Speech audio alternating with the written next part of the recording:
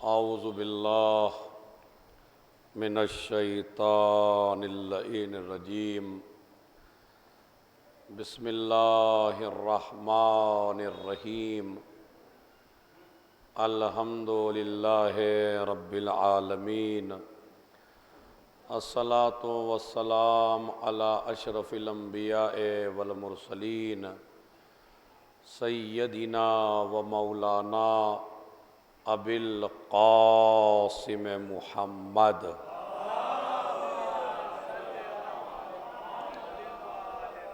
وعلی اہل بیتہ الطیبین الطاہرین المعصومین المظلومین الذین اذہب اللہ عنہم الرجس وطہرہم تطہیرا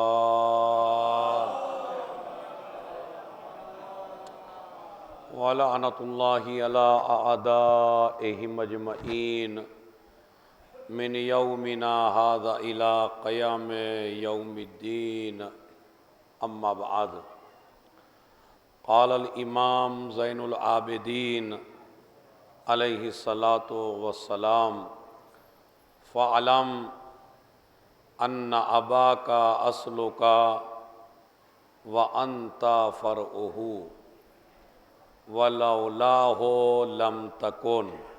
صلوات بھیجیں محمد علیہ وسلم۔ ایک مرتبہ سورہ ہم، 3 مرتبہ سورہ قل هو اللہ کی تلاوت فرما کر سید اشفاق حسین رضوی ابن سید الطاف حسین رضوی کی روح کو ایصال فرمائے۔ صلوات پڑھیں محمد اور آل محمد۔ ایک مرحوم باپ کے ایصال ثواب کی مجلس ہے، اور ماشاءاللہ جو ناظم مجلس ہیں انہوں نے میر صاحب کا ایک شعر بہترین آپ کی خدمت میں پیش کیا۔ میرا موضوع گفتگو بھی اسلام میں باپ کی کیا اہمیت ہے، یہی موضوع ہے، اور اس کے لیے میں نے آپ حضرات کی خدمت میں امام زین العابدین علیہ الصلاۃ والسلام کا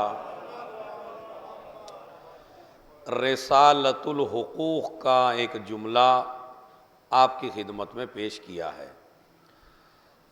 2 چیزیں ہمارے معصومین سے ہمارے سامنے ایسی آئی ہیں کہ جو خالی شیعوں کے لیے نہیں ہے، سنی پڑھے، شیعہ پڑھے، ہندو پڑھے، سکھ پڑھے، عیسائی پڑھے، یہودی پڑھے، جو بھی آدمی پڑھے گا وہی کامیاب ہو جائے گا۔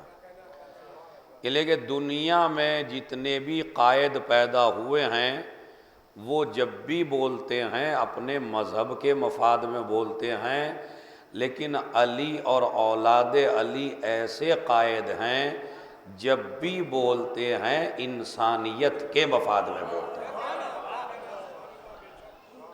اسی لیے دنیا کا ہر مذہب علی کو پڑھتا ہے، دنیا کا ہر مذہب زین العابدین علیہ الصلاۃ والسلام کو پڑھتا ہے۔ ورنہ آپ اگر ہسٹری دیکھیں تو ہسٹری آپ پڑھ لیجئے، ہسٹری میں آپ کو ملے گا جو ہمارے قائد ہیں ان کو ہم پڑھیں گے، دوسرے مذہب کا آدمی نہیں پڑھے گا۔ اسی طرح دوسرے مذہب کے جو ریسرچر ہیں، قائدین ہیں، ان کی زندگی کو آپ پڑھیں گے، دوسرا کوئی پڑھنے والا نہیں ہے۔ لیکن علی کی زندگی کا یہ کمال ہے کہ علی کو شیعوں سے زیادہ یہودی، عیسائی، ہندو، لامذہب جس کا اسلام سے کوئی تعلق نہیں ہے، عیسائی کتابیں لکھ رہے ہیں، یہودی کتابیں لکھ رہے ہیں، ہندو کتابیں لکھ رہے ہیں، اس لیے کہ جانتے ہیں کہ علی جب بھی بولیں گے انسانیت کے مفاد میں بولیں گے۔ تو لہذا علی کا کلام اور اولاد علی کا کلام ہر ایک کے لیے مفید ہے، چاہے وہ ہندو ہو، چاہے وہ علی کو مانتا ہو، چاہے علی کو نہ مانتا ہو۔ اسی لیے میرے مولا کی ایک جو آپ نے رسالہ لکھا ہے مالک اشتر کو، ایک گورنر کو کیسا ہونا چاہیے، ایک حاکم کو کیسا ہونا چاہیے، ایک پردھان کو، ایک ایم ایل اے کو، ایک لیڈر کو، ایک سی ایم کو، ایک پی ایم کو قوم کے اندر کیسا رہنا چاہیے؟ اگر آپ حکومت کرنا چاہتے ہیں تو حکومت کرنا آسان نہیں ہے جب تک علی کے طرز پہ عمل نہ ہو جائے، علی کے طریقے پہ عمل نہ ہو جائے۔ اس لیے کہ علی نے طریقہ بتایا حکومت کرنے کا۔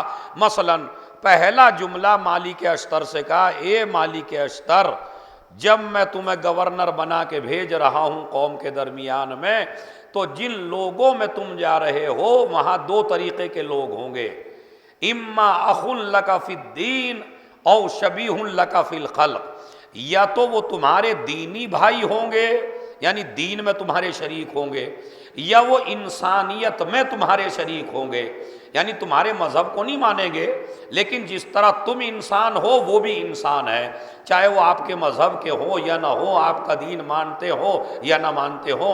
مالک اشتر، مذہب دیکھ کے احترام نہ کرنا، جس کے پاس مذہب ہو اس کا احترام مذہب دیکھ کے کرنا، جس کے پاس انسانیت ہو اس کا احترام انسان ہونے کی وجہ سے کرنا۔ ایک صلوات پڑھ دیں محمد اور آل محمد۔ ذرا تھوڑا تھوڑا اگر آگے کو آ جائیں تھوڑا سا ایک ماحول بنے گا، اور میں آپ کی خدمت میں وہ جو میں نے موضوع ہے وہ آپ کی خدمت میں شروع کرتا ہوں۔ صلوات پڑھیں محمد اور آل محمد۔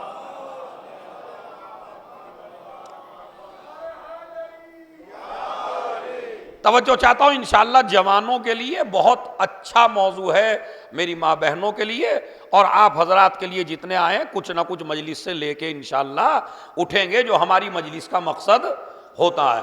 تو علی نے بھی ہمیشہ کلام کیا تو انسانیت کے لیے کیا، امام زین العابدین علیہ الصلاۃ والسلام نے بھی جب کلام کیا تو وہ بھی انسانیت کے لیے ہے۔ مثلاً باپ کا حق، ہمارے چوتھے امام نے کئی حق بتائے، پڑوسی کا حق، امام جماعت کا حق، مسجد کا حق، منبر کا حق، پڑوسی کا حق، بیوی کا حق، باپ کا حق، ماں کا حق، استاد کا حق، امام جماعت کا حق۔ اسی طرح خالی یہ حقوق نہیں بیان کیے، تمہارے کانوں کا حق، تمہاری آنکھوں کا حق، تمہارے ہاتھوں کا حق، تمہارے دل کا حق، تمہارے پیروں کا حق۔ یہ بیان کرتے کرتے جہاں ماں باپ کے حقوق بیان کیے، تقریباً 55 حقوق ہیں، 55 رائٹس ہیں جو امام نے بیان کیے ہیں، خالی شیعوں کے لیے نہیں، کوئی بھی مذہب کا آدمی ہو اگر ان حقوق کو پڑھ لے تو واقعاً انسان بن جائے۔ اس لیے کہ آل محمد ہمیں انسان بنانے کے لیے آئے ہیں، اگر ہم سب کچھ بن جائیں اور انسان ہی نہ بن پائیں تو ہم پھر اس کا مطلب ہے کامیاب نہیں ہے۔ امام نے حق بیان کیے۔ عزیزو ایک جملہ کہہ دینا چاہتا ہوں چونکہ لکھنؤ کا مجمع ہے، اب برداشت کر لے گا یہ مجمع۔ وہ جملہ یہ ہے کہ حق ہے آپ کی آنکھوں کا، حق ہے آپ کے کانوں کا، حق ہے آپ کے ہاتھوں کا، حق ہے آپ کی ماں کا، بیوی کا، بہن کا، بھائی کا، بچوں کا، رشتہ دار کا، پڑوسی کا۔ اور یہ آپ جانتے ہیں جو کسی کا حق غصب کر لے نہ وہ کل علی والا تھا نہ وہ آج علی والا ہے۔ پڑوسی کا حق مار لے علی والا نہیں ہے، استاد کا حق مار لے علی والا نہیں ہے، اپنی بہن کا حق مار لے علی والا نہیں ہے، اپنے بھائی کا حق مار لے۔ جناب عباس کا علم اٹھانے سے مومن نہیں بنتا جب تک بھائی کا حق نہ دے دے۔ ایک صلوات بھیجے محمد اور آل محمد پر۔ یعنی علی والا کبھی غاصب، اس میں کوئی شک تو نہیں ہے آپ کو؟ چاہے مجلس کرے، چاہے ماتم کرے، چاہے نماز پڑھے، چاہے روزے رکھے، چاہے کعبے میں مر جائے، اگر کسی کا حق غصب کیا ہے تو علی کی نظر میں آپ علی والے، آپ چاہے جتنی مجلس کریے، ماتم کریے، ارے آپ سجدے میں مر جائیے، ارے آپ کی پیشانی پر چاہے جتنا لمبا چوڑا سجدے کا نشان ہو، آپ علی والے نہیں بن سکتے۔ رسول اسلام کی ایک حدیث نقل کرنا چاہتا ہوں، رسول نے فرمایا کسی کے نماز روزے کو دیکھ کے فیصلہ نہ کرنا کہ بہت بڑا مومن ہے، پہلے یہ دیکھو معاشرے میں امانت میں خیانت تو نہیں کرنا۔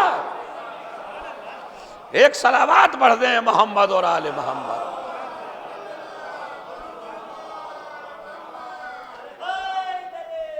یا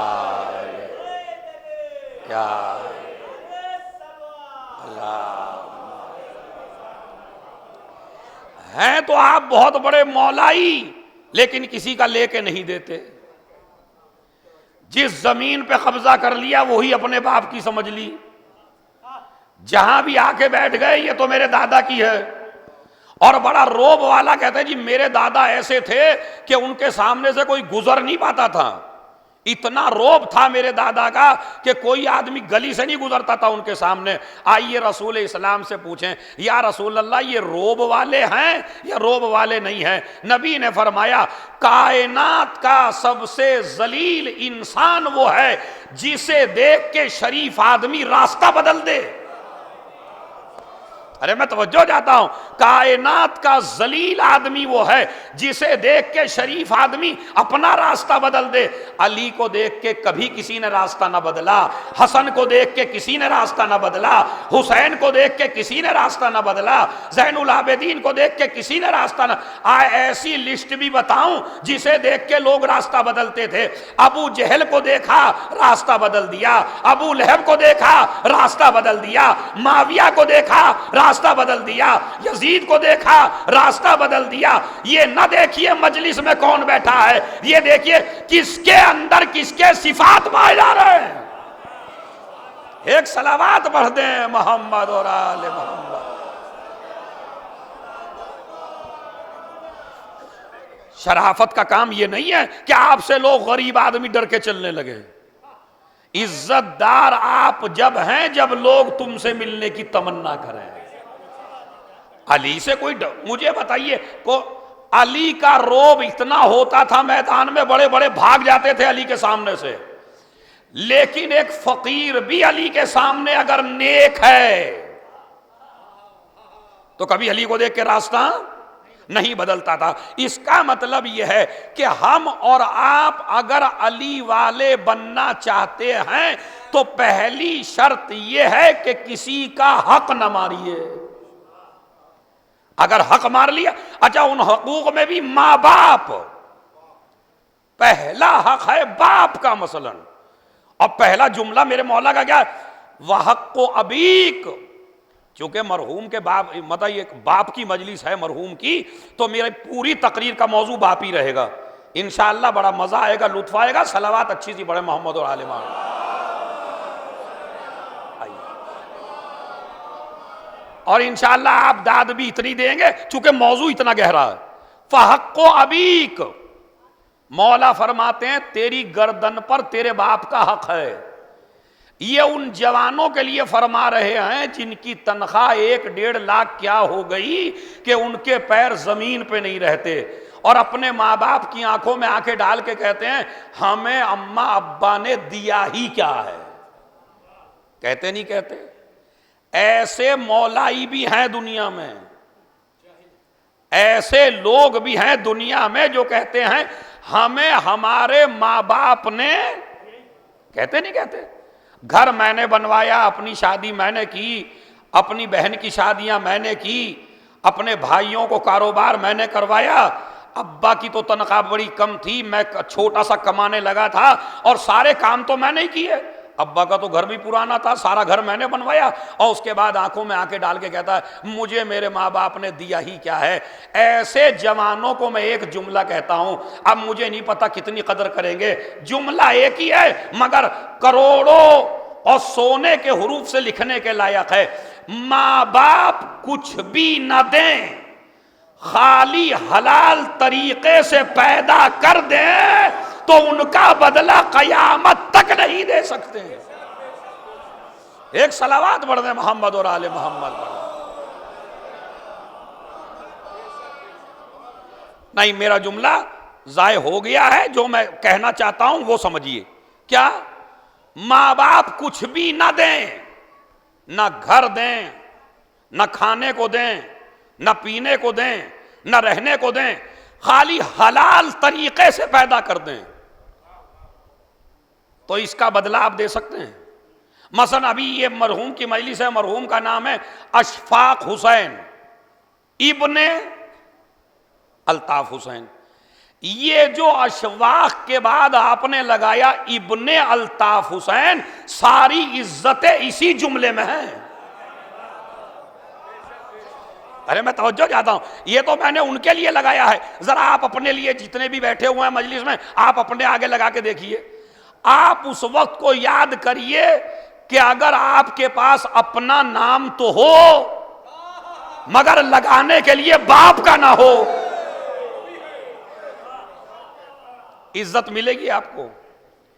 لکھنؤ والے بڑے احترام کریں گے آپ کا. ارے یہ تو وہ بندہ ہے جس کے باپ نہیں ہے، یہ وہ خوش نصیب ہے جس کے باپ کا پتہ نہیں ہے. سمجھ رہے؟ تو اب ہوتا نہیں ہوتا. یعنی وہ لڑکا جو کہتا ہے مجھے ماں باپ نے دیا ہی کیا ہے، وہ اگر یہ چیک کرنا چاہے کیا دیا ہے، تو معاشرے میں جب اس سے پوچھا جائے تیرا نام کیا ہے، اور پھر پوچھا جائے تیرے باپ کا نام کیا ہے، تو یہ ساری عزتیں تیرے نام میں نہیں ہیں. ارے میں توجہ چاہتا ہوں، یہ ساری عزتیں باپ کے نام میں ہیں. ارے آپ تو آپ کہہ رہے ہیں اگر بیٹا علی جیسا بھی ہو تو عزتیں ابو طالب کے نام سے ہیں.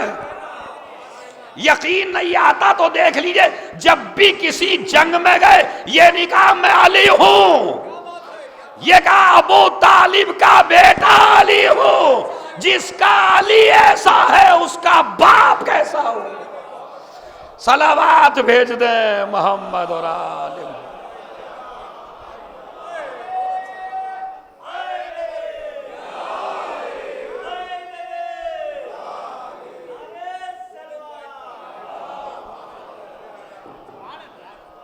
تو آپ محسوس کریں جملے، ایک صلوات پڑھیں محمد اور آل محمد پر.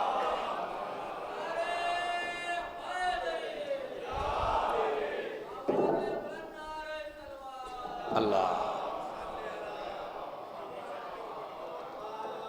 میری قوم کے جوانوں، آپ دیکھیں نام کا کیا مسئلہ ہے، خالی نام کا. اشفاق حسین ابن الطاف حسین، تو ساری عزتیں جو اشفاق حسین کو ملی ہیں کس نام سے ملی ہیں؟ الطاف حسین کے نام سے. فرض کریں یہ نام لگانے کو نہ ہو آپ کے پاس، اب آپ اپنے ساتھ لگا لیجئے. آپ اپنا اپنا نام دیکھیے اور اپنے نام کے ساتھ وہ جو چھوٹا سا نام ہے نا باپ کا، ساری عزتیں اسی میں ہیں. لیکن اگر آپ کالج میں بھی جائیں داخلہ لینے کے لیے، پرنسپل پوچھتی ہے لڑکے کا نام، کا فلاں صاحب، کا باپ کا جی ان کے باپ نہیں ہے، کا مر گئے، کا نہیں مرے بھی نہیں، شروع سے ان کے باپ نہیں ہے. تو وہ پرنسپل بڑا فخر کرے گی آج میرے اسکول میں نرالا بچہ آیا ہے جس کے باپ نہیں ہے. اس کا مطلب ہے اسکول میں بھی جو عزت ملی تیری سند کی وجہ سے نہیں ملی. وہ عزت کس نے دلائی؟ زور سے بولتے رہیے. باپ کے نام نے. یہاں عزت دلائی باپ کے نام نے. آئیے آپ 10 لاکھ کا سوٹ پہن کے بیٹھے دولہا بن کے، دولہے صاحب بیٹھے 10 لاکھ کا سوٹ ہے، کوئی معمولی بات نہیں ہے، چونکہ اربوں خربوں کی شادی کریں گے تو 10 لاکھ کا سوٹ پہن کے بیٹھے ہیں اور سفید ہے بہترین. اور اس کے بعد 2 مولانا صاحب نکاح پڑھنے کے لیے بیٹھے، انہوں نے کہا دولہا کا نام، کہا فلاں صاحب، کہا دولہا کے باپ کا، کہا جناب اتنے بڑے آدمی سے بھی آپ باپ کا نام پوچھیں گے؟ یہ دیکھا نہیں 10 لاکھ کا سوٹ پہن کے بیٹھا ہے، باپ نہیں ہے. کہا کیا مر گئے ہیں؟ کہا مرے بھی نہیں ہے. ابھی یہ بات ہو ہی رہی تھی، مولانا صاحب نے کہا بھائی اگر ان کے ابا کا پتہ ہی نہیں ہے تو میں نکاح نہیں پڑھتا. ابھی یہ بات ہو ہی رہی تھی کہ سسر محترم نے سن لیا. انہوں نے کہا میرے داماد سے کیسی بحث ہو رہی ہے؟ کہا جی تمہارا داماد بڑا نرالا ہے، اس کے باپ نہیں ہے. کہا مر گئے ہوں گے؟ کہا نہیں مرے بھی نہیں، شروع سے ان کے باپ نہیں ہے. اب میں ایک جملہ دے رہا ہوں آپ کو، چاہے جتنا ہنسیے، چاہے جتنا داد دے دیے، چاہے جتنا گھر لے کے میسج، اس سے بڑا میسج مجلس میں میرے پاس نہیں ہے۔ دولہا بنے بیٹھے ہیں، بڑے رئیس آدمی ہیں، وہ سسر محترم جو اپنی بیٹی آپ سے شادی کر رہا ہے، اس نے مولانا سے پوچھا کیوں بحث رہے ہیں؟ کہا دولہا کے باپ کا نام نہیں پتا ہے، دولہا کے باپ ہی نہیں ہے، پتا کیا کہے گا؟ لے جاؤ بارات، مجھے ایسا داماد نہیں چاہیے جس کے باپ نہ ہو، مجھے ایسے سے بیٹی نہیں دینا ہے جس کے باپ کا پتہ نہ ہو۔ یعنی جس بیگم کی وجہ سے ماں باپ کو چھوڑا تھا وہ بھی تیری پرسنالٹی سے نہیں ملی، باپ کے نام سے ملی۔ ایک صلوات بھیج دیں محمد اور آل۔ مجھے بتائیے، لڑکی جس لڑکی سے آپ شادی کرتے ہیں وہ لڑکی آپ کی پرسنالٹی سے ملی ہے؟ وہ بھی باپ کے نام سے ملی ہے۔ چلیے مدرسے میں عزت دلائی تو باپ کے نام نے، دولہے راجہ بنے تھے وہاں عزت ملی تو باپ کے نام سے۔ تیسرا مسئلہ اور سنیے، تلقین ہونے لگی۔ اب جو تلقین ہوئی تو کہا اسما افہم یا اشواق حسین ابن الطاف حسین۔ ارے مولانا صاحب سردی کا زمانہ ہے، تلقین کو چھوٹا کر لو نا، اتنی لمبی تلقین کی ضرورت کیا ہے؟ کوئی شجرے کی کتاب لکھی جا رہی ہے کیا یہاں قبر میں کہ آپ اتنے اشواق حسین ابن الطاف حسین؟ سن اور سمجھ، ہے اشواق حسین ابن الطاف حسین، یہ ابن کا لفظ بتاتا ہے قبر میں عزت تیری دولت سے نہیں مل رہی ہے، تیرے باپ کے نام سے مل رہی ہے۔ اب میں جملہ کہہ رہا ہوں جس کی قدر کیجئے گا، ارے جس کا نام اتنا قیمتی ہے اس کی ذات کتنی قیمتی ہوگی۔ ایک صلوات پڑھ دیں محمد اور آل۔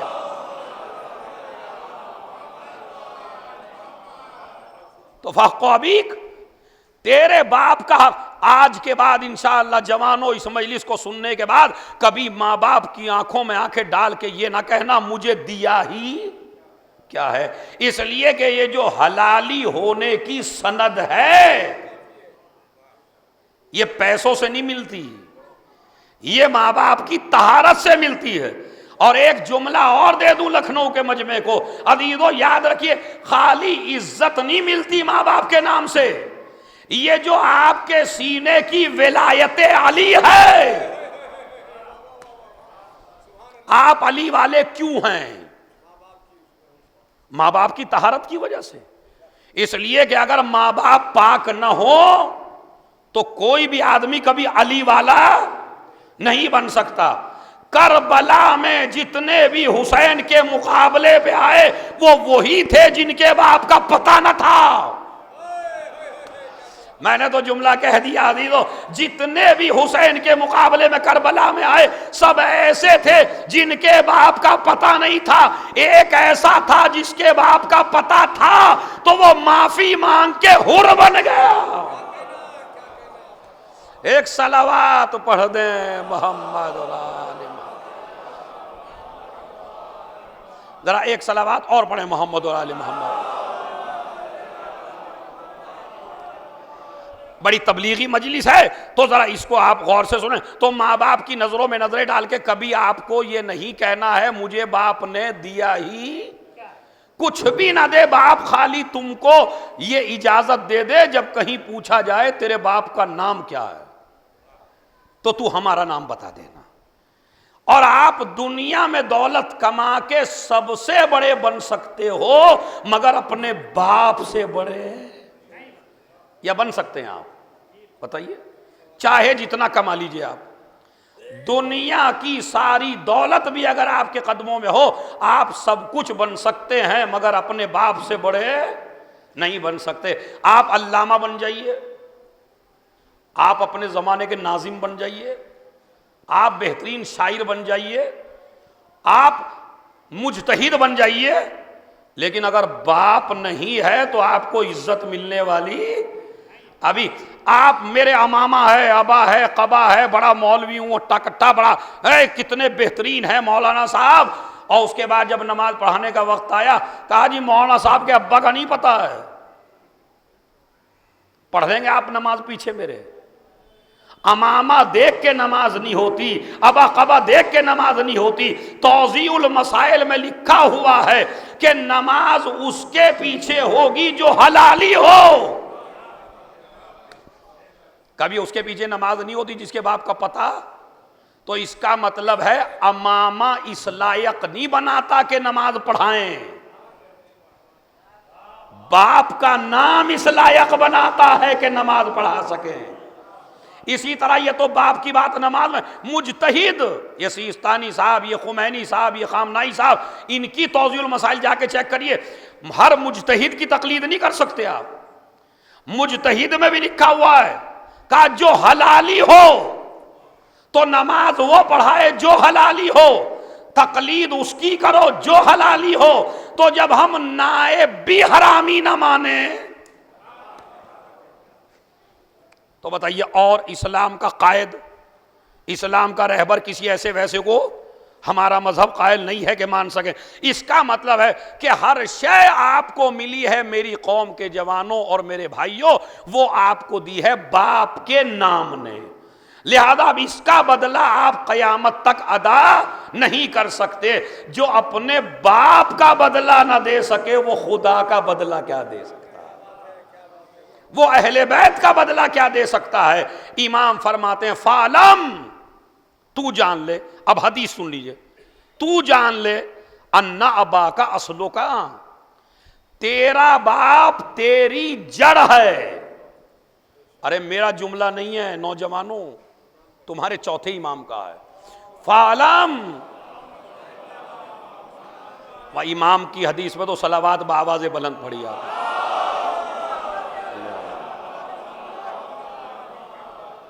فَعْلَمْ أَنَّ أَبَاكَ أَصْلُكَ، جان لے کہ تیرا باپ تیری جڑ ہے، وَأَنْتَ فَرْعُهُ، اور تو اس کی شاخ ہے۔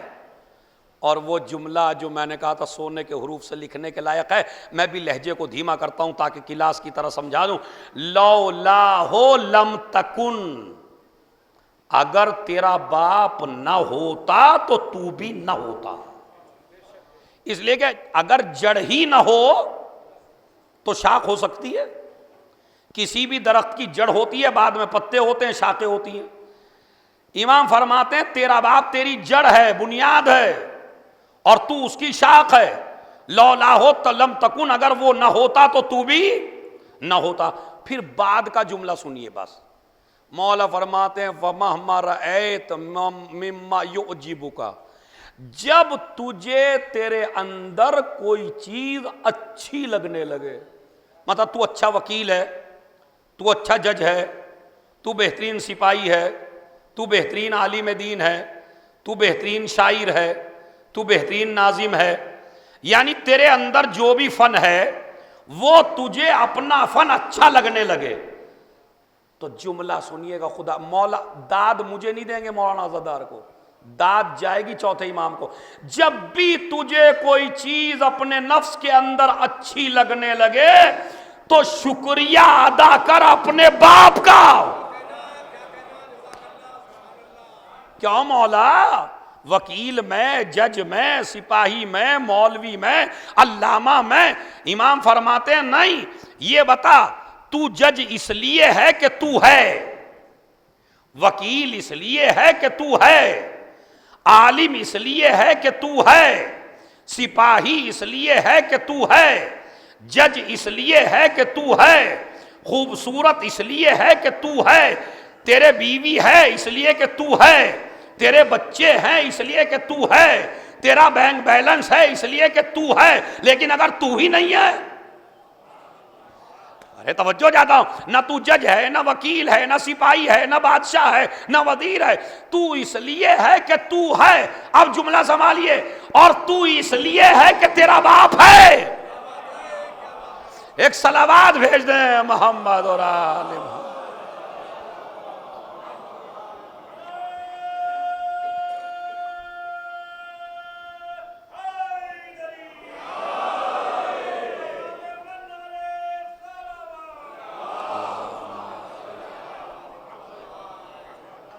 کائنات کی ہر شے اس لیے ہے کہ آپ ہیں، لیکن آپ اس لیے ہیں کہ آپ کا باپ ہے، اسی لیے کہ آپ دنیا میں چاہے جتنا کمائیے سب سے بڑے بن سکتے ہیں مگر اپنے باپ سے بڑے۔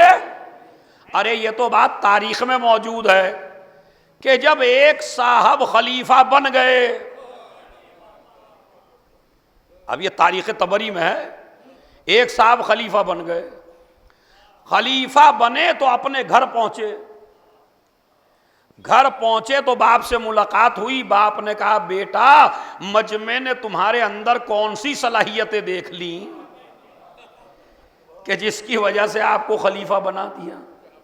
اب سنیے، دیکھیں ہسٹری ہے پوری، آپ دنیا میں سب سے بڑے بن سکتے ہیں مگر، زور سے بولیے، اپنے باپ سے بڑے بننے کی کوشش بھی نہ کرنا، سوچنا بھی نہیں۔ کیا کہا انہوں نے؟ کہا یہ بتاؤ تمہارے اندر مجمع نے ایسی کون سی صلاحیت دیکھی جو آپ کو خلیفہ بنا ڈالا؟ اب وہ گئے کہنے لگے ابا میں ان میں سب سے بڑا تھا۔ اب یہ میرا جملہ نہیں ہے، یہ تاریخ ہے۔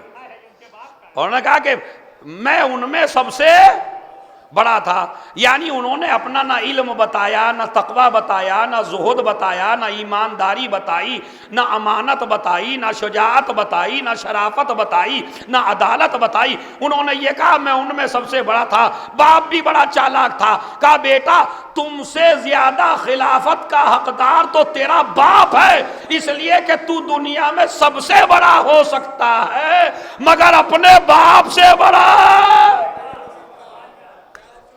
صلوات بھیج دیں۔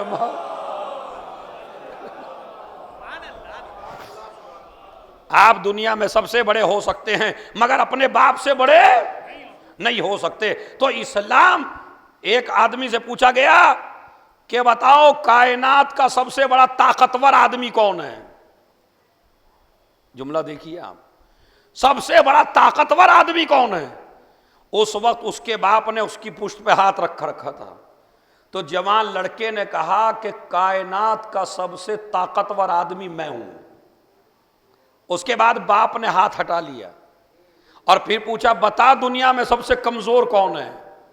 کہا کائنات کا سب سے کمزور ترین آدمی میں ہوں۔ باپ نے کہا بیٹے کیوں کہوں؟ کہا بابا اس لیے کہ جس کی پشت پر باپ ہو اس سے کائنات کا کوئی قوی انسان نہیں ہے، اس لیے کہ جو شاخ جڑ سے جدا ہو جائے وہ سوکھ تو سکتی ہے، ہری بھری کیوں؟ اس لیے کہ امام نے فرمایا باپ تیری جڑ ہے اور تو اس کی شاخ ہے۔ اب باپ کے احترام بھی بتائے، نبی نے فرمایا کہ جو انسان ایک مرتبہ محبت کی نظر اپنے ماں باپ کے چہرے پہ ڈال دے اللہ اسے ایک نظر میں ایک حج کا ثواب دیتا۔ یہ کتنا آسان ہے بتائیے۔ آپ مجلس سے جائیے اور مجلس سے جانے کے بعد آپ پہنچیے اپنے گھر اور محبت کی نظر ڈالیے اپنے ماں باپ کے چہرے پر، تو جو انسان ایک نظر ماں باپ کے چہرے پر ڈال دے محبت کی نظر، نبی نے فرمایا کیا ہے؟ ایک حج کا ثواب ہے۔ اچھا بتائیے ایک حج میں کتنے پیسے لگتے ہیں؟ 6-7 لاکھ روپے۔ کیا گارنٹی ہے کہ حج کر کے بھی حج قبول ہو؟ اس لیے کہ ضروری نہیں ہے کہ جو حج پہ جائے اس کا حج بھی قبول ہو۔ اگر سب کا حج قبول ہوتا تو اس کا مطلب سب کا حج قبول نہیں ہے۔ پتہ نہیں کتنے ایسے، پہلے تو دیکھا جائے گا پیسہ کیسے کمایا، ہر پیسے سے حج نہیں ہوتا۔ اسی طرح یہ تو دیکھا جائے گا کہ یہ حج پہ آیا ہے تو ولایت علی دل میں ہے یا نہیں ہے۔ اسی لیے میں کہتا ہوں شیعو حج پہ ضرور جایا کرو، اس لیے کہ جب ہر مسلمان حج پہ جاتا ہے تو مسلمان خوش ہوتا ہے کہ میں حج پہ گیا، لیکن جب علی والا حج پہ جاتا ہے تو کعبہ خوش ہوتا ہے کہ آج حقیقی وارث آ گیا۔ صلوات بھیج دیں محمد رسول۔ ایک صلوات اور پڑھیں محمد اور آل محمد۔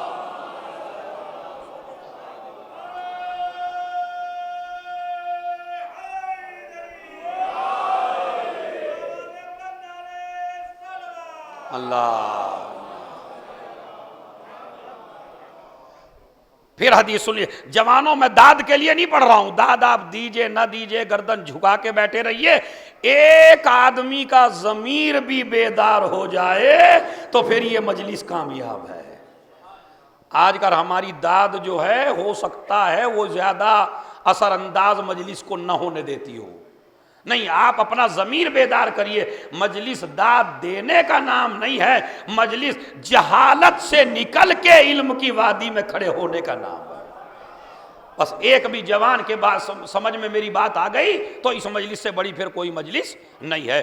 وہ جملہ سن لیجئے، جو بھی لڑکا اپنے ماں باپ کی طرف محبت کی نظر ڈالے، نبی نے کیا فرمایا؟ زور سے بولیے، کیونکہ کلاس میں اسٹوڈنٹ بھی بولتے ہیں تبھی تو چلتی ہے بات. تو کیا؟ ایک حج کا ثواب ہے.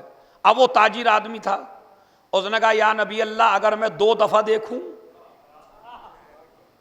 نبی نے کہا 2 حج کا ثواب ہے. اب روایت سنا رہا ہوں. اس نے کہا یا نبی اللہ اگر نظر الیہ 100 مرہ، اگر کوئی انسان نظر کرے ماں باپ کی طرف 100 دفعہ تو نبی نے فرمایا 100 حج کا ثواب ہے. اور 100 ہی نہیں، اگر 1000 دفعہ بھی ماں باپ کو دیکھے تو اللہ 1000 حج کا ثواب دے گا. اب جملہ سنبھالنا، جہاں جہاں موجود ہے انشاءاللہ ایک بھی ہاتھ بغل میں نہیں رہے گا. نبی نے فرمایا وجہ کیا ہے؟ کہ خزانہ دینے والا دنیا کا کوئی بادشاہ نہیں ہے کہ جس کا خزانہ ختم ہو جائے. اجر دینے والا وہ خدا ہے، لینے والے بڑھتے چلے جاتے ہیں، خزانے میں اضافہ ہوتا چلا. صلوات بھیج دیں محمد. سارے میرے سنی بھائیوں سے پوچھئے، کہتے ہیں نہیں ماں کی طرف دیکھنا ثواب ہے، باپ کی طرف دیکھنا سب مانتے ہیں. اس کے بعد ہمارے یہاں سنی بھائیوں میں حدیث ہے النظر الی الکعبہ عبادہ، کعبے کی طرف نظر کرنا عبادت ہے، یہ بھی حدیث ہے. النظر الی وجہ العالم عبادہ، عالم کے چہرے کی طرف نظر کرنا. النظر الی المصحف عبادہ، قرآن کی طرف دیکھنا عبادت ہے، یہ بھی حدیث سمجھ میں آتی ہے. اپنے بھائی کے چہرے کو دیکھنا یہ بھی عبادت ہے. اور میں ایک جملہ اور آپ کی خدمت میں کہوں، چونکہ میری ماں بہنیں بھی بیٹھی ہیں. ماں کی طرف دیکھنا عبادت، باپ کی طرف دیکھنا عبادت، عالم کی طرف دیکھنا عبادت، بھائی کی طرف دیکھنا عبادت، قرآن کی طرف دیکھنا عبادت، کعبے کی طرف دیکھنا عبادت، اپنے بیگم اور بچوں کی طرف دیکھنا. اب آپ کہیں گے یہ نئی حدیث لے کے آئے، اب تک تو حدیث سنی تھی کہ ماں کی طرف نہیں، بیوی کی طرف دیکھنا بھی عبادت ہے. اللہ کہتا ہے جب ایک شوہر اپنی بیوی کو اور ایک بیوی اپنے شوہر کو دیکھتی ہے تو اللہ نظر رحمت برساتا ہے. اب جا کے پڑھی. اچھا میں عقلی بات بتاؤں آپ کو، آپ ابھی امام بارگاہ سے نکلے، ایک نامحرم لڑکی آپ کو مل گئی، آپ نے اس کی طرف دیکھ لیا، حرام ہے یا نہیں؟ کیوں حرام ہے؟ کیوں حرام ہے؟ اس لیے کہ اللہ نے منع کیا ہے نہ دیکھنا. تو جہاں اللہ دیکھنے کو منع کر دے وہاں دیکھنا حرام ہے، تو جہاں دیکھنے کو کہہ دے. اسی طرح میری ماں بہنوں یہ مسئلہ بھی سن لیں، جو دنیا کہتی ہے عورت کا دشمن ہے اسلام، نہیں، اسلام جتنا عورت کو عزت دیتا ہے اتنا کوئی مذہب نہیں دیتا. عورت کا سجنا عبادت ہے، عورت کا سنورنا عبادت ہے، عورت کا میک اپ کرنا عبادت ہے، لیکن اپنے شوہر کے لیے ہے. ایک صلوات پڑھیں محمد اور آل محمد. آپ کسی کے لیے اور نہیں سج سکتے. تو اسلام کیا کہتا؟ بیوی کی طرف دیکھنا عبادت ہے. بھائی ہمارے سنی بھائیوں کی ساری حدیثیں سمجھ میں آ جاتی ہیں. ماں کی طرف دیکھنا عبادت ہے، باپ کی طرف دیکھنا عبادت ہے، کعبے کی طرف دیکھنا عبادت ہے، قرآن کی طرف دیکھنا عبادت ہے. ساری مصیبتیں وہاں نازل ہونے لگتی ہیں ملاؤں پر جب نبی کہیں النظر الی وجہ علیہ. صلوات بھیج دیں.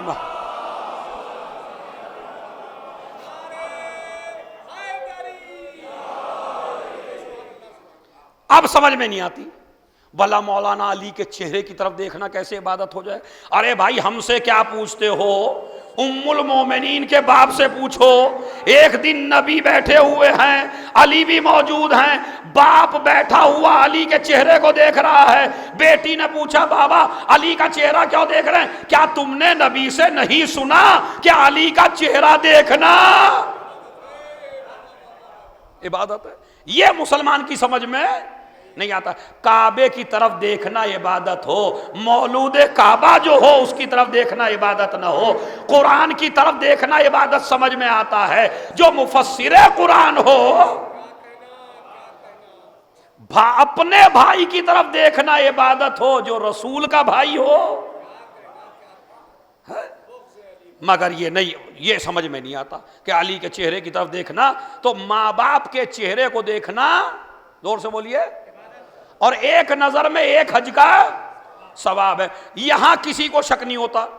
اب آپ پوچھے یار ایک نظر ڈالی ماں باپ کی طرف اور حج ہوتا ہے کئی دن میں اور کئی لاکھ میں، تو بھلا ایک نظر میں ایک حج کا ثواب کیسے ہو گیا؟ کہتے ہیں نہیں، اگر اللہ چاہے تو دے سکتا ہے۔ ہم نے کہا اسی نظریے پہ قائم رہنا، اللہ ایک نظر میں ایک حج کا ثواب دے دے تو شک نہیں ہوتا، اور جب نبی کہیں علی کی تلوار کا ایک وار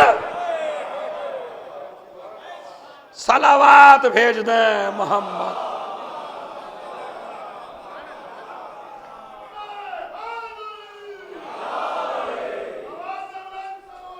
اللہ۔ تو اسلام میں یہ باپ کا احترام ہے۔ تو عزیزو میرے ماں کہنے کا مطلب یہ ہے کہ کبھی بھی ماں باپ کی نظروں میں ناظریں ڈال کے یہ نہ کہنا مجھے آپ نے دیا ہی، عزت ملی ان کے نام سے، دولت ملی ان کے نام سے، لمبی زندگی ملی ان کے نام سے، عہدہ ملا ان کے نام سے، اور کچھ نہیں، ولایت علی ملی۔ اگر ماں باپ نہ ہو تو ولایت علی ملنے والی نہیں ہے۔ ایک شخص میرے مولا کی خدمت میں آیا، ذرا اس کو بھی سنیے کتنی باریک ہے۔ کھانے کا وقت ہے اور امیر المومنین علی ابن ابی طالب علیہ السلام کے لئے حضرت امیر کی خدمت میں اپنے بیٹے کو لے کے آیا۔ اس سے پہلے وہ سن لیجئے، چاہے آپ کو جوانوں جتنا بڑا بھی عہدہ مل جائے، آپ امام باڑے کے متولی ہوں، صدر ہوں، سیکریٹری ہوں، معاشرے میں چاہے جتنے بڑے آپ ہوں، لیکن آپ سب سے بڑے ہیں مگر ماں سے بھی چھوٹے ہیں، باپ سے بھی چھوٹے ہیں۔ آپ اگر پردھان یا ایم ایل اے بن جائیں، امام خمینی نے ایک جوان لڑکے کو عہدہ دے دیا، اب جو عہدہ ملا تو وہ اپنے باپ کو لے کے شکریہ ادا کرنے گیا امام خمینی کا، آگے خود بیٹھا، باپ کو پیچھے بٹھایا۔ امام خمینی کہنے لگے یہ پیچھے کون بیٹھا ہے آپ کے؟ کہا جی میرے والد ہیں۔ کہنے لگے تو آپ والد کو آگے بٹھائیے، آپ پیچھے بیٹھیے۔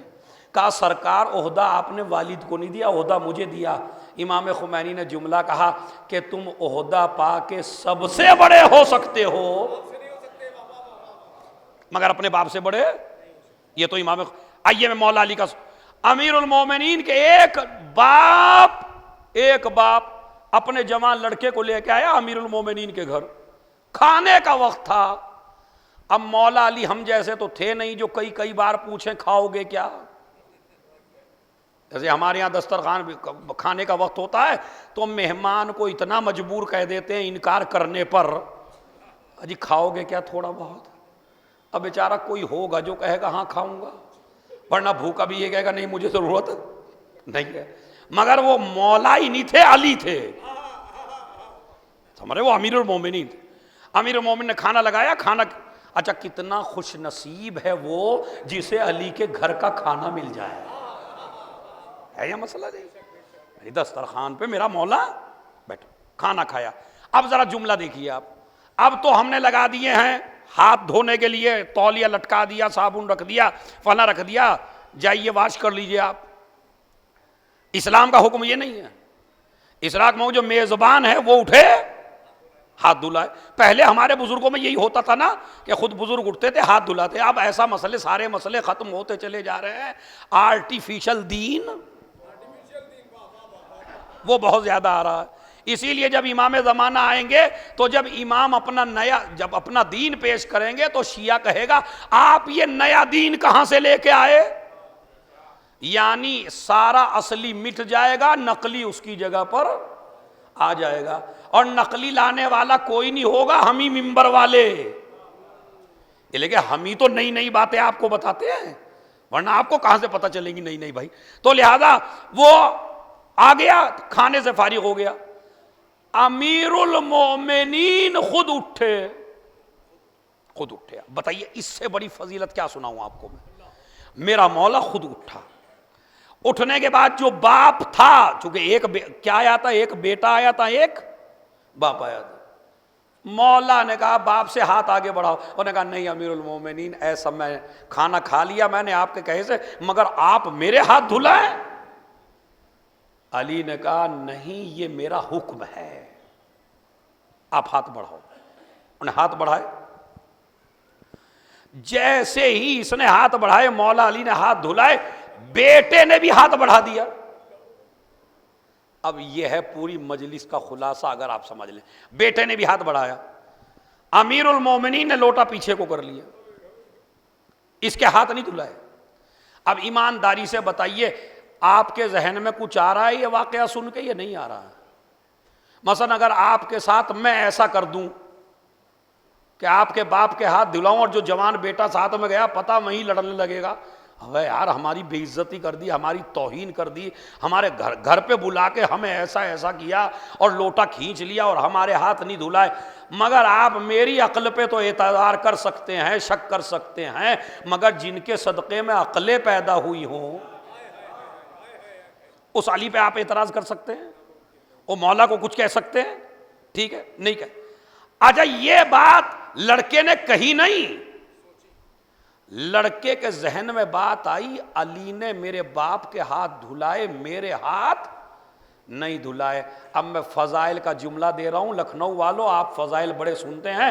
ایک جملہ فضیلت کا اگر محسوس کر لو نا تو داد مجلس میں نہیں قیامت تک آپ اس کی لذت لیتے رہیں گے. جو آپ سے زیادہ آپ کو جانتا ہو اسی کو امام کہتے ہیں. اس نے کہا نہیں مولا علی سے, خالی ذہن میں بات آئی میرے ہاتھ کیوں نہیں دھلا ہے, مگر علی جو زبان سے پہلے دل پڑھ لے اسے علی کہتے ہیں. مالک اشتر نے جنگ صفین میں کہا نہیں تھا اگر ایک اور قتل کر دوں علی کے برابر ہو جاؤں, خالی تلوار چلاتے چلاتے ذہن میں سوچا اگر ایک قتل کر دوں علی کے برابر ہو جاؤں. مولا کافی دوری پر تھے, مالک اشتر آؤ دوبارہ بیعت کرو. کہا مولا توڑی کب ہے؟ کہا ابھی تو میری برابری کا سوچ رہے تھے. مالک اشتر نے دوبارہ ہاتھ رکھا, علی نے بیعت لے کے بتا دیا جو نبی کی برابری کرے وہ بھی کافر ہے, جو علی کی برابری کرے. صلوات بھیج دیں.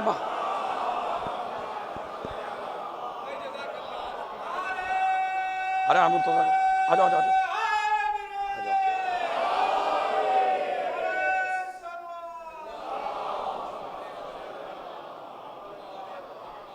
ایک صلوات اور پڑھیں محمد اور آل محمد. تو ابھی اس نے کہا نہیں ہے, امیر المومنین سے کہا نہیں, دل میں سوچا کہ یار علی نے میرے باپ کے تو ہاتھ دھلائے, ہمارے ہاتھ نہیں دھلائے. عزیزو دلوں پہ یہ مسئلہ لکھ کے لے جائیے. میرے مولا نے کہا بیٹا محمد حنفیہ تم آؤ اور اس کے بیٹے کے ہاتھ دھلاؤ. محمد حنفیہ نے بیٹے کے ہاتھ دھلائے, علی نے باپ کے ہاتھ دھلائے. مولا علی کہنے لگے بیٹا اگر تمہارا دل چاہے کہ علی تمہارے ہاتھ دھلائے تو کبھی اکیلے آنا. کیا خدا کی قسم کیا باریکی ہے. یہ ہے اسلام میں باپ کا احترام، اسے کہتے ہیں باپ کا احترام۔ کیا کہا؟ اگر تم اکیلے آتے تو میں علی تمہارے ہاتھ دھلاتا، لیکن تم باپ کے ساتھ آئے ہو، میں تمہارے ہاتھ کبھی نہیں دھلا سکتا۔ کیوں؟ اس لیے کہ اگر میں علی، باریکی سنیے، میں علی اگر تیرے بھی ہاتھ دھلا دوں، تیرے باپ کے بھی دھلا دوں، تو اس کا مطلب ہے میں نے باپ اور بیٹے کو برابر کر دیا، اور جسے خدا نے برابر نہ کیا ہو۔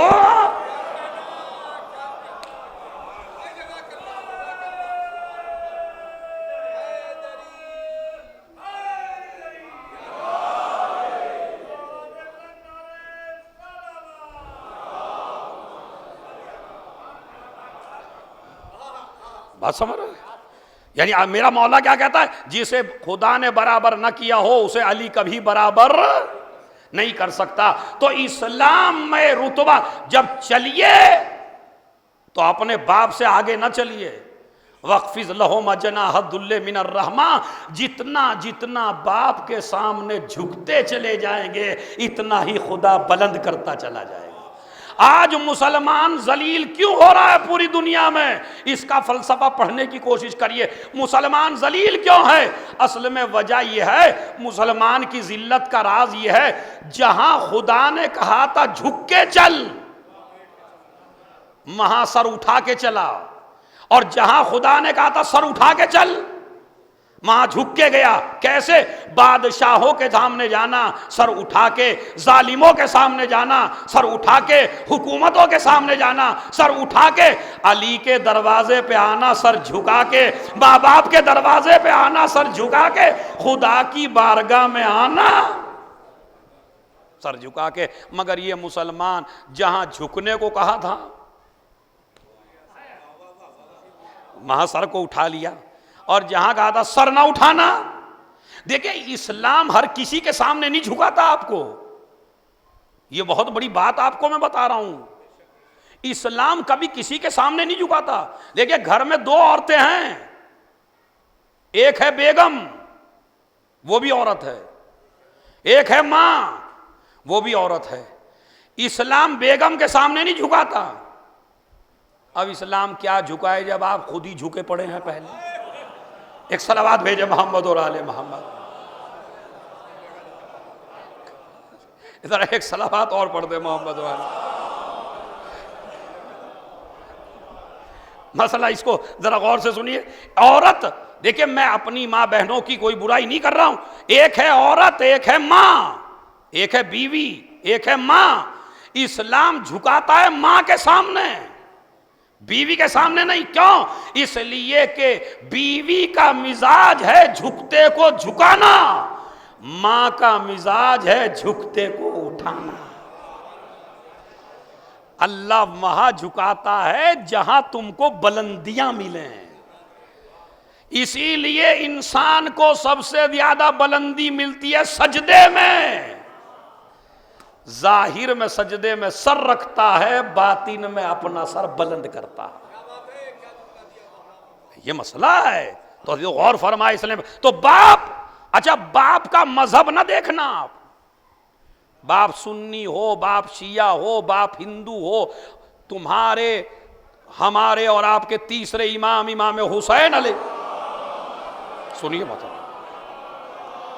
کیا حدیث ہے، سونے کے حروف سے لکھنے لائق ہے۔ مولا حسین کے پاس ایک آدمی آیا، مولا میرے ماں باپ آپ کے مخالف ہیں، تو کیا میں ان کا احترام کروں؟ میرے مولا نے کہا جیسا احترام ان کا کرتا جو ہمارے چاہنے والے ہیں، اتنا ہی احترام ان کا کرنا جو تو ہمارے مخالف ہیں، اس لیے کہ مخالف ہو تو ہو مگر تیرا باپ ہے۔ ماں باپ کے مسئلے میں مذہب، کوئی بھی آپ کا ماں باپ کسی بھی مذہب کے ہوں، آپ ان کی مخالفت نہیں کر سکتے۔ حد یہ کہ متوکل جیسا باپ، بھائی کبھی کبھی جنگوں میں ایسا ہوا کہ رسول اللہ کی طرف ہے بیٹا اور ابو سفیان کی طرف ہے باپ، جنگ ہو رہی ہے دونوں طرف سے۔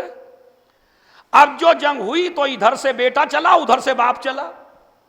نبی کی طرف ہے بیٹا، باپ ہے ابو سفیان کی طرف سے جنگ احد میں۔ اور دونوں باپ بیٹا آپس میں ٹکرا گئے تلوار سے. اب میں نام کیسے بتاؤں اس کا تاریخ میں. بیٹے نے باپ پہ حملہ کرنا شروع کیا. باپ ضعیف ہے نا, بیٹے کی زد میں آ گیا باپ. ایک صحابی کہنے لگا مار دو. یہ وہی ہے جنہوں نے کبھی کچھ نہ مارا. سمجھ گیا؟ ان سے ابھی کوئی مرا نہیں کبھی بھی. ان کا غصہ ہمیشہ یا عورتوں پہ رہا. اتنے بڑے شجاع تھے, اتنے بڑے بہادر تھے کہ عورتوں پہ بڑا غصہ ہوتے تھے, مگر کبھی مرد میدان نہ بن پائے. اگر مرد میدان بن جاتے تو نبی کو کہنا نہ پڑتا کل علم اسے دوں گا. مگر آپ دیکھیے ان کا بھی کمال.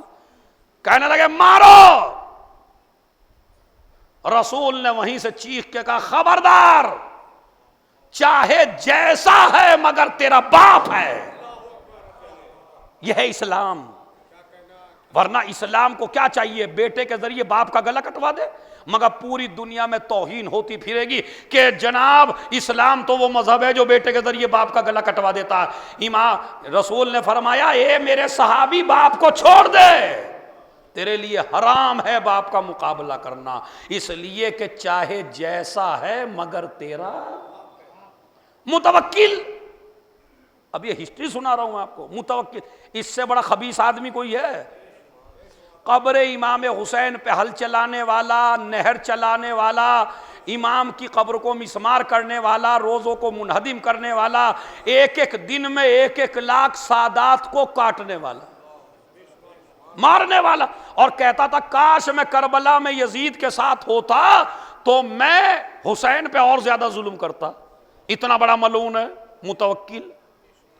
اور یہی متوکل وہ ملعون ہے کہ جس کے بچوں کی تعلیم کا مسئلہ آیا. دیکھیے آل محمد کتنے وسیع القلب ہیں. اور ایک استاد کو بلایا جس کا نام تھا ابن سکیت. ابن سکیت کو بلا کے کہا کہ میرے بچوں کو تعلیم دیا کرو. متوکل نے کہنے لگا کل بتاؤں گا. پہنچ گیا قید خانے میں امام علی نقی کے پاس. مولا متوکل کے بیٹوں کا مسئلہ ہے. متوکل کہتا ہے میرے بچوں کو تعلیم دو, پڑھاؤں یا نہ پڑھاؤں. اسی کو کہتے ہیں شیعہ کہ جب بھی کوئی کام ملے اسے بعد میں کرنا, پہلے دیکھو مذہب اجازت دیتا ہے یا نہیں. مگر ہم تو جلدی سے جاب کر لیتے ہیں ہر کسی کی.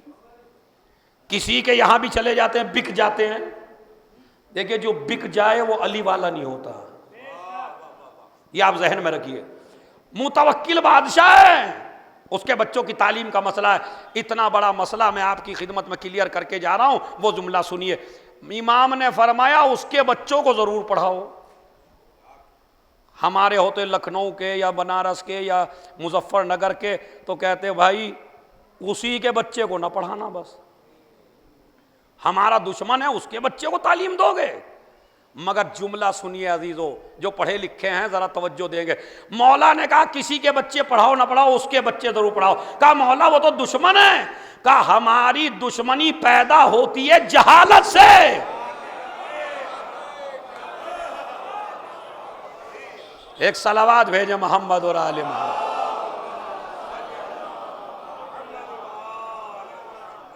ہماری دشمنی پیدا ہی ہوتی ہے جہالت سے.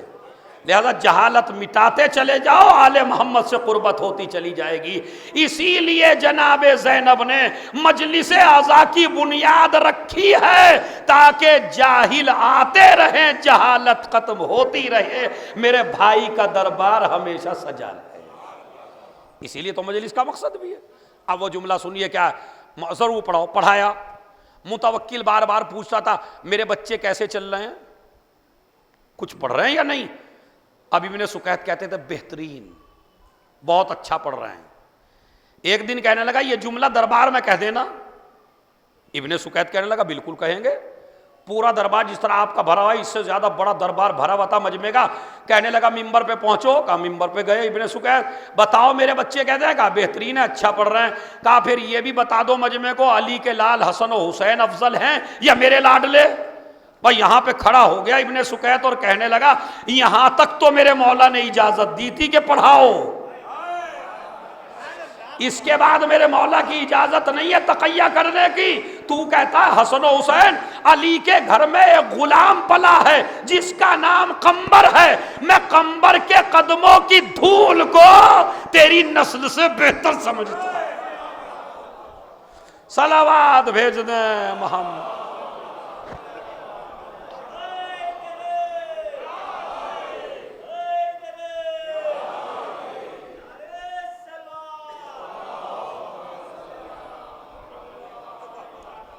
با اسلام میں باپ کا احترام موضوع وہاں سے شروع ہوا تھا, وہیں پہ میں ختم کر رہا ہوں. حدیث و روایت تو متوکل جیسا خبیث جس نے کئی لاکھ شیعہ ایک دن میں مارے, جس کے قید خانے میں برہنہ سادات تھے مرد عورت, اگر 3 دن تک کوئی قید میں رہ لیتا تھا متوکل کی تو ماں پہچان نہیں پاتی تھی کہ یہ میرا بیٹا ہے. اتنی سزائیں دیا کرتا تھا, اتنا بڑا ملعون ہے متوکل. اور اس کے دربار میں باقاعدہ مولا علی پہ لعنتیں پڑھی جاتی تھی, باقاعدہ اتنی بے عزتی کرتا تھا مولا کی, اتنی بے عزتی کرتا تھا, اتنی توہین کرتا تھا کہ ایک مسخرہ تھا جو حضرت علی کے بارے میں نہ جانے کیا کہتا تھا. ایک پیٹ میں کپڑا رکھ کے کہتے تھے علی کا پیٹ اتنا تھا اور یہ تھا, مجمع ہنستا تھا, مسکراتا تھا. اب یہ بتائیے کتنا بڑا خبیث ہے. یزید جیسا ہے متوکل, یزید سے برا, اتنا بڑا ملعون ہے. لیکن ایک دن اس نے اپنے دربار میں بی بی پہ لعنتیں پڑھوائیں. جیسے بی بی پہ لعنتیں پڑھی گئیں, اس کا بیٹا اس کے خلاف کھڑا ہو گیا. ارے یہ بھی ایک تاریخ کی حقیقت ہے کہ جو بھی زہرا کے خلاف بولتا ہے اللہ مدد کرنے والا اسی کے گھر میں پیدا کر دیتا. میں نے تو تاریخ پڑھ دی, جس کی سمجھ میں آئی یا جس کی سمجھ میں نہیں آئی. اگر کسی نے غصب کیا تو غاصب کے گھر بھی ایک چاہنے والا پیدا ہو گیا. اگر یزید نے مخالفت کی تو یزید کا بیٹا مددگار بن گیا. ہوا یا نہیں ہوا؟ چلیے, متوکل نے بی بی کو برا کہا. جب بی بی کو برا کہا تو بیٹے کو غصہ آیا اس کے, اور اس نے فتوے لینا شروع کر دیے سارے علماء سے کہ جو بی بی زہرا کی توہین کرے اس کے بارے میں کیا حکم ہے. اب سارے مفتیوں نے فتوی دیا اس کا قتل واجب ہے, اس کا قتل واجب ہے. کہا میں علی کے بارے میں, تو بیٹا کہہ رہا ہے, بیٹا متوکل کا, میں علی کے بارے میں تو برداشت کر رہا تھا لیکن زہرا کے بارے میں برداشت نہیں کر سکتا. اب مفتیوں سے پوچھا بتاؤ, کہا اس کا قتل واجب ہے, اس کا قتل واجب ہے, اس کا قتل واجب ہے. سب نے کہہ دیا. کم سے کم ایک عرصے کے بعد تمام کے قلم سے اس نے یہ تو لکھوا لیا کہ جو زہرا کی توہین کرے وہ قتل کے لائق ہے, خلافت کے لائق. سب نے فتویٰ دے دیا, ایک طرف سے سب نے فتویٰ دے دیا قتل واجب ہے, قتل واجب ہے, قتل واجب ہے. اب اب میں آپ کو جہاں لانا چاہتا ہوں, جو بات آپ کے دل میں اتارنا چاہتا ہوں جوانوں, وہ محسوس کریں آپ. سارے مفتیوں نے کہا قتل واجب ہے. اس سے ایک نے کہا جب تو نے سب سے فتویٰ لے ہی لیا ہے تو امام علی نقی سے پوچھ لے. اب یہ قید خانے میں گیا امام علی نقی کے پاس اور جا کے کہا کہ مولا میرا باپ حضرت علی کے خلاف ایسے بولتا ہے اور شیعوں کو اتنا مارتا ہے, فلاں فلاں فلاں, اور آج اس نے توہین کی ہے تمہاری دادی کی, یہ بتائیے میرے لیے کیا حکم ہے. امام نے کہا قتل واجب ہے, مگر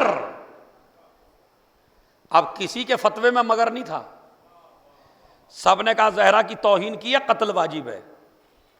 امام نے کیا کہا, قتل تو واجب ہے مگر تم نہ کرنا. میں نے تو پڑھ دی پوری تاریخ. قتل واجب ہے, متوکل جیسا باپ, قتل واجب ہے مگر تم نہ کرنا, اس لیے کہ چاہے جیسا ہے مگر تیرا باپ ہے. یہ ہے اسلام, یہ ہے اسلام کی حقیقت. کیا کہا, چاہے جیسا ہے مگر تیرا باپ ہے, قتل کرنا مگر تو نہیں. اچھا اگر امام کہہ دیں قتل کر دو تو جتنی بھی اسلامی طاقت دشمن ہے لکھیں گی کہ جناب اسلام تو بڑا گندا مذہب ہے، یہ تو ایک بیٹے کے ذریعے باپ کا قتل کروا دیتا ہے، مگر امام نے فتویٰ دے کے ایک تیر سے دو شکار کر لیے، زہرا کے قاتل کو سزا بھی دلوا دی، اسلام کے دامن پہ دھبا بھی لگا۔ صلوات بھیج دیں۔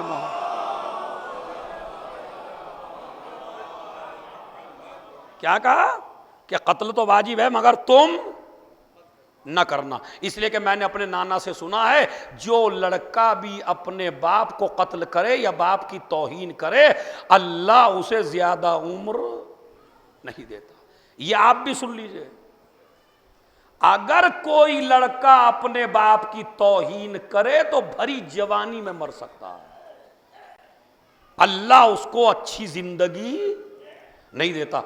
باپ کی خدمت سے لمبی زندگی ملتی ہے، جتنا جتنا ماں باپ کی خدمت کرتے چلے جاؤ گا اللہ لمبی زندگی دیتا چلا جائے گا۔ اس لیے کہ اگر ان کے نہ ہو سکو، مومن ہونے کا پتہ نہ مجلس میں چلتا ہے، نہ نماز میں چلتا ہے، نہ علم سے چلتا ہے، نہ نیاز سے چلتا ہے، کہیں سے نہیں پتہ چلتا۔ اسلام کہتا ہے پہلے دیکھو گھر میں اپنے ماں باپ کے ساتھ کیسا ہے۔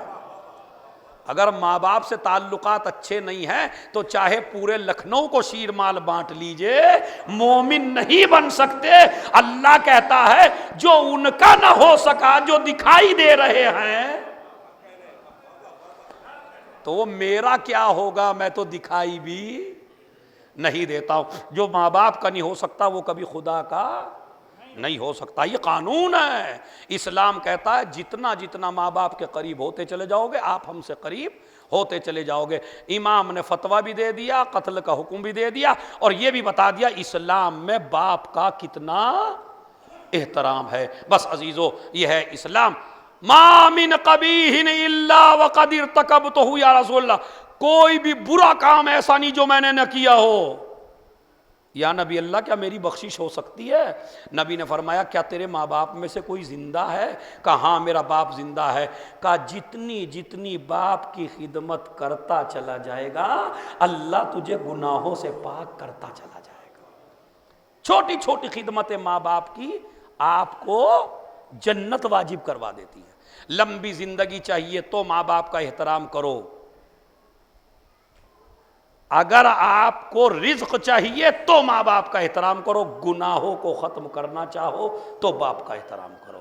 عزیزو یہ باپ ہی ہوتا ہے، اور جب باپ کا سایہ سر سے اٹھ جاتا ہے تو پتہ چلتا ہے کہ میرے باپ کی اہمیت کیا ہے، اس سے پہلے پتہ نہیں چلتا۔ آج ماشاءاللہ ایک بیٹے نے اپنے باپ کی مجلس کی تو اتنا مجمع آج بھی پرسہ دینے کے لیے آ گیا، لیکن ہائے سجاد، ہائے زین العابدین، جس کو کوئی پرسہ دینے نہیں، ارے سجاد کو کیا، حسین کو کوئی پرسہ دینے نہیں آیا۔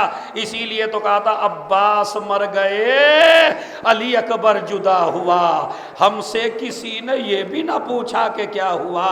عزیزو جب باپ مر جاتا ہے لوگ آتے ہیں غسل و کفن دیتے ہیں، بچوں کو سینے سے لگاتے ہیں، لیکن ہائے جب حسین دنیا سے رخصت ہوئے تو کوئی سکینہ کو تماچے مارنے آیا، کوئی زینب کی چادر چھیننے آیا، اور سجاد کہتے ہیں مجھے ایسے پرسہ دیا، ہاتھوں میں ہتھکڑیاں، پاؤں میں بیڑیاں، گلے میں خاردار تو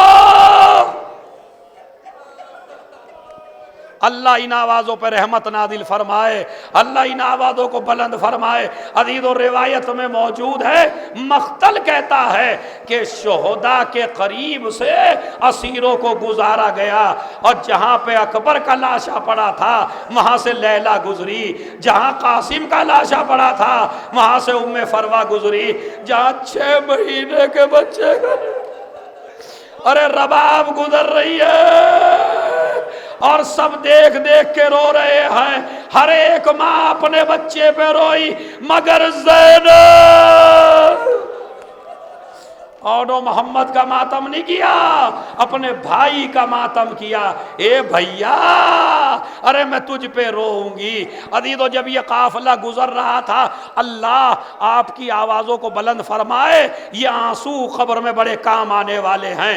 وہ جملہ آپ سن لیجئے، زینب کے ہاتھ ایسے نہیں بندھے ہوئے ہیں، زینب کے ہاتھ ایسے بندھے ہوئے ہیں، پسے پشت بندھے ہوئے ہیں۔ دو شخصیتیں ایسی ہیں جو بلندی سے نیچے آئی ہیں بغیر ہاتھ کے، ایک تو عباس اور ایک زینب کبریٰ۔ کب آئی ہے زینب؟ جب زینب نے دیکھا سید سجاد کے چہرے کا رنگ بدلا جا رہا ہے۔ عزیزو آپ برداشت نہیں کر پائیں گے، بڑا جملہ ہے کیا؟ سید سجاد کے چہرے کا رنگ بدلا جا رہا ہے۔ اب زینب بولی نہیں، اپنے کو اونٹ کی پشت سے گرا دیا۔ اب جو زینب گری، سجاد قریب آئے، پھوپھی اماں کیا ہو گیا؟ میرے لال یہ بتا تیرے چہرے کا رنگ کیوں بدل رہا ہے؟ کہا پھوپھی اماں ارے دل کی حسرت تو سنیے، پھوپھی اماں ارے جس کا جوان بیٹا زندہ ہو، ارے اس کے باپ کا لاشا۔ اے پھوپھی اماں انہوں نے اپنے نجس کشتوں کو دفن کر دیا، میرا بابا بھوکا پیاسا کربلا کی زرزمین میں پڑا ہے۔ اور زینب نے کہا میرے لال ہم ہمیشہ غریب نہیں رہیں گے، ارے تیرے باپ کا روزہ بنے گا، ارے لوگ زیارت کے لیے آئیں گے۔ یہ کہہ کے بھتیجے کو سمجھا دیا، مگر عزیزو روایت کہتی ہے سمجھانے کے بعد زینب حسین کے لاشے کے قریب آئی، طواف کرنا شروع کیا بھائی کے لاشے کا۔ سجاد قریب آئے، پھوپھی اماں میرے بابے کے لاشے کا طواف کیوں کر رہی ہے؟ کہا بیٹا طواف نہیں کر رہی ہوں، جب تمہارے گھر سے مدینے سے عبداللہ کے گھر جایا کرتی تھی تو حسین کی پیشانی چوم کے جایا کرتی تھی، ارے جب نماز پڑھا کرتی تھی تو پہلے حسین کی پیشانی چوما کرتی تھی، اب تو کوفے جا رہی ہو، ارے چاہتی ہوں بھائی کو بوسہ دے دوں۔ کہا پھر دے دو نا، میرے لال طواف کر کے دیکھ رہی ہوں کوئی جگہ ایسی مل جائے جہاں تیر نہ لگا، مگر سجاد ارے میرا باج آیا۔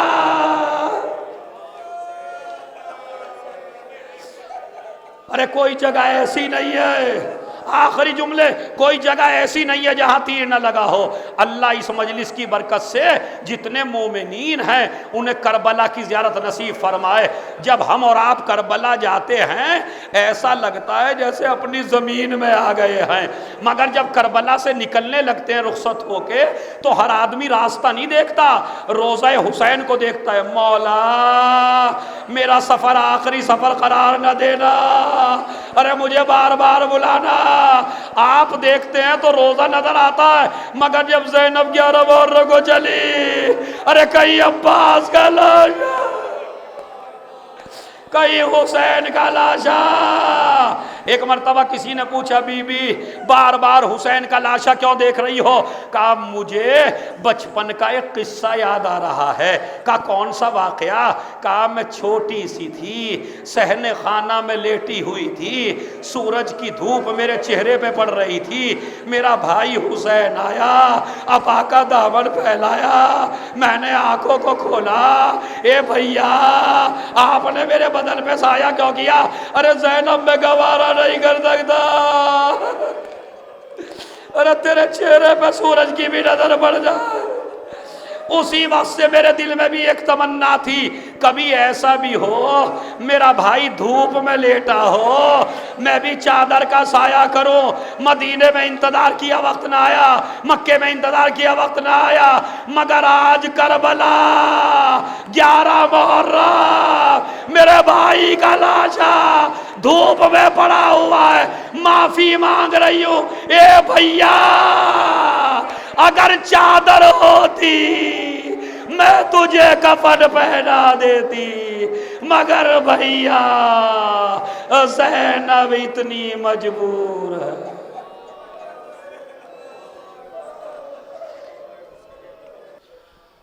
سَيَعْلَمُ الَّذِينَ ظَلَمُوا أَيَّ مُنْقَلَبٍ يَنْقَلِبُونَ۔